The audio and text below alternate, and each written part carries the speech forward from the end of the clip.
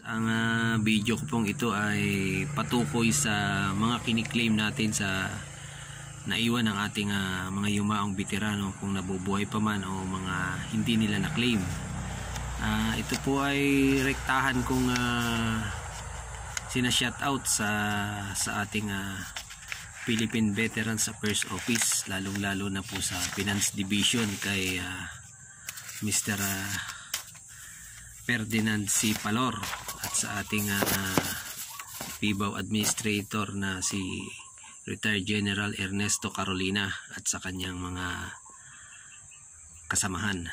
So ito pong kiniklaim namin to ay na-approve siya noong August 1, 2019. Ito po ay TAD 5 approved submission, already submitted na po at for funding na lang, hinihintay na lang po namin ang pondo o cheque. So sa aming huling usapan po nung aking pag-follow up bago pa dumating ang pandemic ay hindi ko na kailangang mag-follow up dahil darating na lang kusa ang cheque na to sa aming probinsya at ang notice of approval na breakdown po ng ating hinahabol. So ito po siya mga ka-vloggers, ulit-ulit ko po nga ipapakita sa inyo. Ayun po siya, na-approve po siya ng August 1, 2019. So 2022 na po siya ngayon mga ka-vloggers at malapit na po ang August. So magti 3 years na po siya mga ka-vloggers. So please naman po, sana po ay ibigay nyo na sa amin ang aming hinihingi, aming ipinaglalaban. Ito po ay recomputation ng TAD ng aming veterano na si yumaong Corporal Remeo Idoba sa Mindigurin at ang aming namayapang magulang na si Lolita Mercurio Mindigurin ng Santa Cruz, Zambales. So po ito po ay meron naman na kaming na-claim po, pero ito po ay recomputation na hindi nila binigay lang kabuuan sa aming kinlaim. So kaya pinaglaban po namin at na-prove naman po nila, pero hanggang ngayon ay papel pa lamang po ang aming pinangahawakan kay Mr. Ferdinand C. Palor ng Chief Division ng PIBAW. Alam ko po nga nagkaroon tayo ng pandemya, pero ito po yung karapatan namin mga ka-vloggers na ipinaglalaban namin. Ito po ay gumamit kami dati ng endorsement para sa ating dating kagalang-galang na gobernador, Attorney Amor De Loso, provincial governor ng Zambales po noong dated ng July 15, 2016. At ito po ay tungkol nga po sa acquired at posthumous pension na hinabol namin ng aming veteranong si Remeo Idobas, Corporal Remeo Idobas Mindigurin ng Philippine Army. So yun po mga ka-vloggers, at nakaklaim naman po kami pero hindi po nila binayaran lahat. So pinarecompute po namin at meron pa po kaming makukuha. At na-approve nga po at magtatatlong taon na. So yun po mga ka-vloggers. Payo ko lang po sa ating mga claimant, ipaglaban nyo lang po ang inyong karapatan. Naway makatulong po ang vlogs kong to. Subaybayan nyo lang po ang aking mga susunod pang vlogs tungkol po sa veterano, at gusto ko pong matutunan nyo kung paano maglakad. Ito po ay karapatan, huwag nyong baliwalain. Karapatan po ito na pinaghirapan ng ating mga yumaong veterano na nagbuwis ng buhay para magkaroon tayo ng kapayapaan at kasarilan sa ating Republika ng Pilipinas noong panahong World War II. So kaya naman po kailangan nating ipaglaban to. Huwag nyo pong baliwalain ang kanilang pinaghirapan, ang dugo at pawis na kanilang buhay na ipinaglaban noong panahon ng World War II para sa ating mga naiwan, sa mga anak na naiwan. Kung may buhay pa pong mga anak, nalilipat po sa kanila to. Kung buhay pang asawa, malilipat po sa asawa. At kung may namatay ng anak, ay karapatan po ng mga naiwan ng mga anak ng kanyang anak, kumbaga. So mahabang proseso po mga ka-vloggers, pero kailangan nyo pong ipaglaban. At doon po sa aking mga naunang videos ay yun po, ito po ay shoutout ko lamang sa ating kagalang-galang na si Mr. Ferdinand C. Palor ng Chief Division ng Finance Division ng Philippine Veterans Affairs Office sa DBM, Department of Budget Management. Sir, kumusta po? Magtatatlong taon na po sa August. Baka naman po pwedeng i-release nyo na ang aming pinaglalaban. Kasi po ay medyo napakahirap po talaga ng sitwasyon mga ka-vloggers. Alam naman po natin ngayon na napakahirap gumalaw at kumilos. So yun po mga ka-vloggers, sana po ma-claim na namin. At ang sabi po nila ay hindi na namin kailangan mag-follow up dahil na-approve na. Hintay na lang namin, pero magtatatlong taon na po namin hinihintay mga ka-vloggers.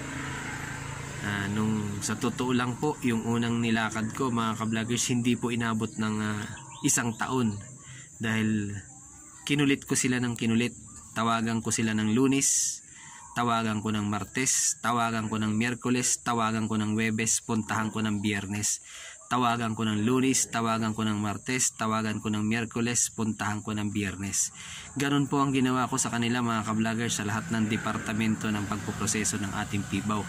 Kaya na-claim namin agad ang aming ipinaglalaban at lumapit ako sa mga matataas na politician para lang magkaroon ng endorsement at napagbigyan po kami mga ka-vloggers.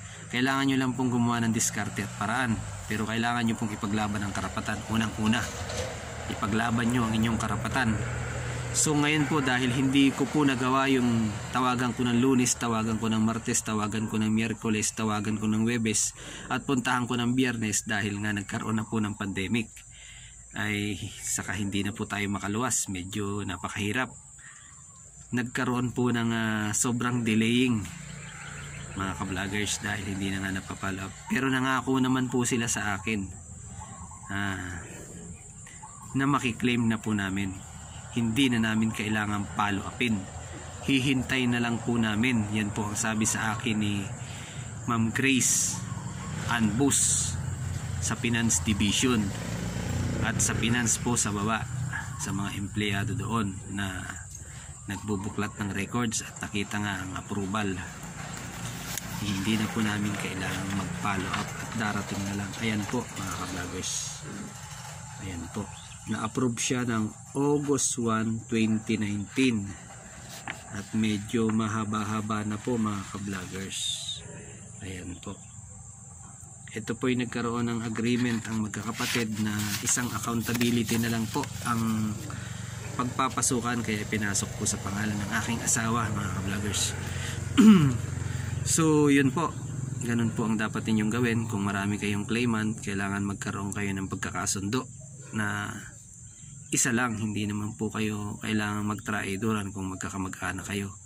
Isa lang para mabilis ang proseso at isa lang ang proseso. Kasi kung marami kayo, sa 100% ay kung 10 kayo o si 20% kayo na makukuha, ay 10 accountability pa po yung ipapasa ninyo doon. So mahirap po, medyo maproseso. Kailangan nyo lang pong ipaglaban mga ka-vloggers. At ayun po, maraming pong salamat sa naway makatulong ang aking vlogs na ito sa inyo, na ma-encourage din kayong ipaglaban ng karapatan. Magkomento lang po kayo sa aking mga videos at ituturo ko po sa inyo ang isa-isahin ko po sa inyo. Huwag po kayong magtiwala sa mga picture. Lahat po ng dokumentong kailangan yung lakarin ay kailangan naka-special power of attorney. Kahit na kayo ay kapatid, anak, pamangkin, pinsan, lahat po ay kailangan yung kunan ng special power of attorney para hindi kayo lumabas na picture at legalidad ang inyong mga dokumentong nilalakad mga ka-vloggers. Kailangan po ay nakalegal. So ayun po mga ka-vloggers. At maraming pong salamat sa John Abukal YouTube channel lang po. Huwag niyo pong kalimutang mag-subscribe, pindutin ang notification bell, paki-like and share na rin po sa aking mga videos. Ito po'y uumpisahan ko mga ka-vloggers at maalam ko makatutulong sa ating lahat to. Kung paano mag-claim ng mga naiwan ng ating mga yumaong veterano, magulang, lolo, kapatid, etc. Doon po sa pagkakatanong ko sa kanila, basta't lumabas po sa computer na sila ay nag-claim nung taong yon, so kailangan nyo lang pong kumpletohin ang mga dokumentong yon. Yun nga lang po, nagkakaroon ng problema doon sa tinatawag nating military service record. Meron pa nga po akong tanong kasi meron po akong nilalakad na isang kamag-anak namin, yung kay Fulgencio Sison, na ang problema, hindi daw po siya veterano, pero ang tanong po, nagpensyon ng 1 taon yung kamag-anak namin na yon, si Mr. Fulgencio Sison. Kaya hindi po nalipat sa asawa na si Disina Sison ang kanyang claim, ay hindi daw veterano ang kanyang asawa, pero nagpensyon po ng 1 taon at binayaran nga po nila ng burial at 1 taong nagpensyon. So paano mo pinayagan na magpensyon ng veterano na yun? Hindi mo na po kailangang hanapin ng tinatawag nating military service record kung tutuusin dahil nagpipensyon na po yung tao bago namatay. So dapat po yung karapatan na malipat dun sa asawa, kahit saan po siguro nating batas tingnan, na yung asawa ay dapat malipat sa kanya ang mga nakiklaim ng kanyang asawa, yung kumaga magiging pensyonada siya.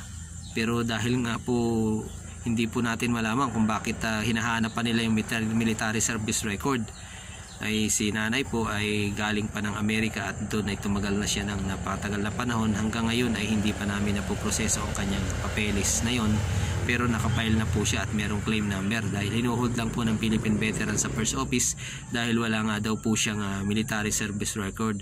Sir, ma'am, sa mga makakapanood po naman ng mga nakaupo dyan sa Philippine Veterans Office, pakitulungan naman po yung aming isang kamag-anak din, si Mrs.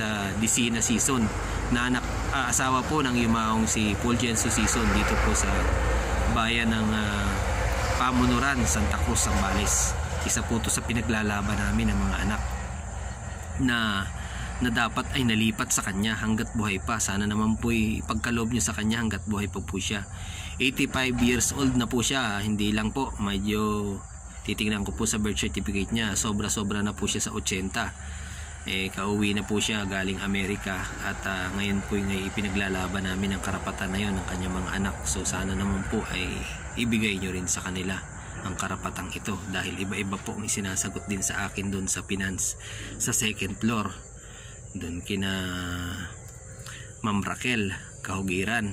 Ay doon po ay ang sabi ng ibang mga head niya ay hindi na kailangan ng military service record dahil nagpensyon naman. Kailangan na lang daw sumulat sa record section kung ano ang dahilan at bakit hindi nalipat ang pension sa kay Nanay Disina Sison. Yun naman po sinunod namin, pero nung natapos ang sulat at dumating sa kanila, pero wala din po, baliwala din yung sulat na yon. Lumabas naman nga po doon na nag-claim nung pagkamatay agad ng asawa para malipat sa kanya yung pension, pero hindi rin po nila ina-approve at nakabitbin. Hinahanapan kami ng military service record. Saan naman po kami maghahanap? Wala na po yung mga lumang dokumento, hindi na namin alam yung serial number. Ang tangi nakalagay lang po dun sa kanyang claim ay naging isa siyang veterano at nagpensyon. So dapat po ito'y malipat ang pensyon sa kanyang asawa. So yung taon pong pinaglalaban namin nung namatay yung asawa, si Fulgencio Sison na veterano, kung anong taon po na pinaglaban namin doon sa karapatan ng kanyang asawa na malipat ang pensyon na to, sana naman po ay aprubahan nyo na. Patawag nyo po kami mga ka-vloggers dyan sa Pibaw, kasi po hindi po namin madala-dala dyan si nanay dahil hindi namin alam kung babaliwalain nyo na naman kami kasi dinala na namin dati. Binaliwala, binigyan lang po ng claim number. So nandito po at ipapakita ko sa aking susunod na videos na totoo ang aking sinasabi. Sana naman po tulungan nyo po kami kung sino naman pong nakakapanood nito. TAD claim ng August 1, 2019 kay Corporal Remeo Idobas Mindigorin at pension transferable sa spouse na si Fulgencio Sison para kay Disina Sison. Ito po'y puro mga taga Santa Cruz, Zambales. Hanggang sa muli po, maraming po salamat sa Jun Abukal YouTube channel. Huwag niyo pong kalimutan mag-subscribe, pindutin lang ang notification bell at pakilike and share na rin po. At maraming po salamat. Subaybayan niyo po ang aking mga darating pang videos at marami pa po akong ituturo sa inyo at marami pa po akong ibubulgar sa inyo na dapat ay malaman ng lahat. Sa ganun naman po ay matulungan tayo dahil hindi natin alam kung kanino tayo lalapit para humingi ng tulong tayo maliliit na mamamayan. na pinaglalaban ng karapatan ng ating mga